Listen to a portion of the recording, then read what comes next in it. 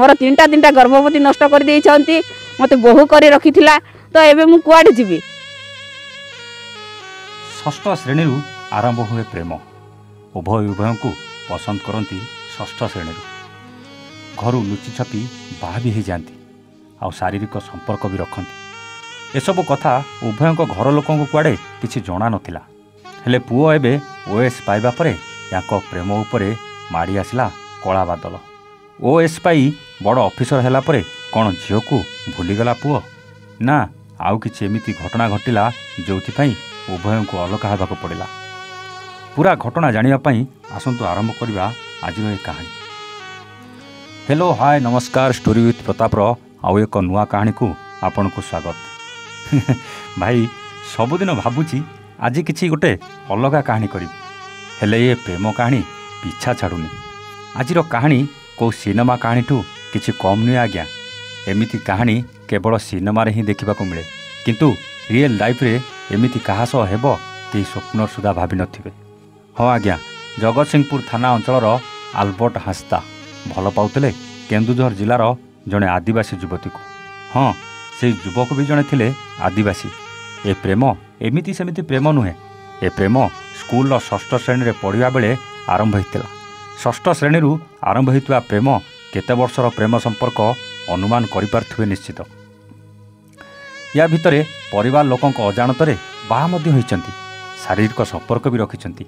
तीन थर गर्भ भी नष्ट करिछंती। एते सबु कला परे प्रेम चलीथिला। प्रेम बंद हेई नथिला आज्ञा। किंतु ओएस पाई प्रिपरेशन करुथबा आल्बर्ट ओएस परीक्षा रे उत्तीर्ण हो जाइथिले।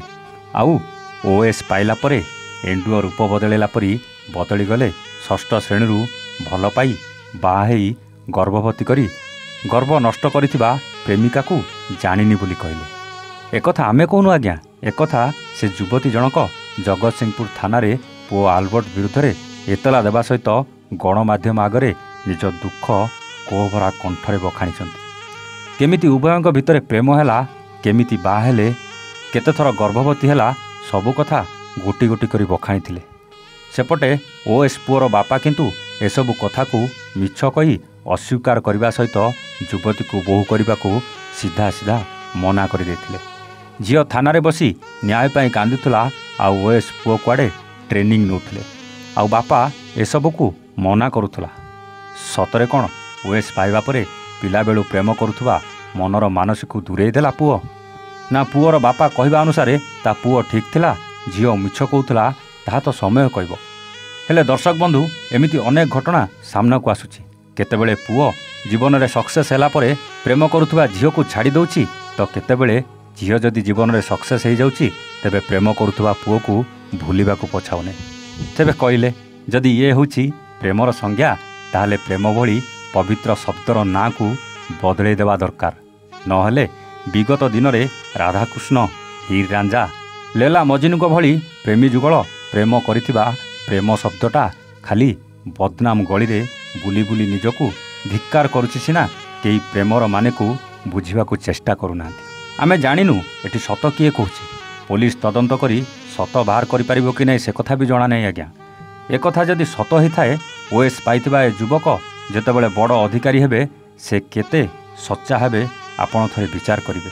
आउ जदि युवकर बापा कहवा अनुसार एक कथा मिछ होई थाए झील को किभली दंड मिलवा दरकार से विचार भी आपण करिवे। आपण को कौन लगुच किए सत कहूँ आउ किए मिछ कहूँ कमेंट करी निश्चित जनइबे। आज पाई रोचु आमे पुणी आसबू आउ एक नुआ कहानी सहित स्टोरी विथ प्रताप रे। सेतेबेले जाए नमस्ते, जय जगन्नाथ।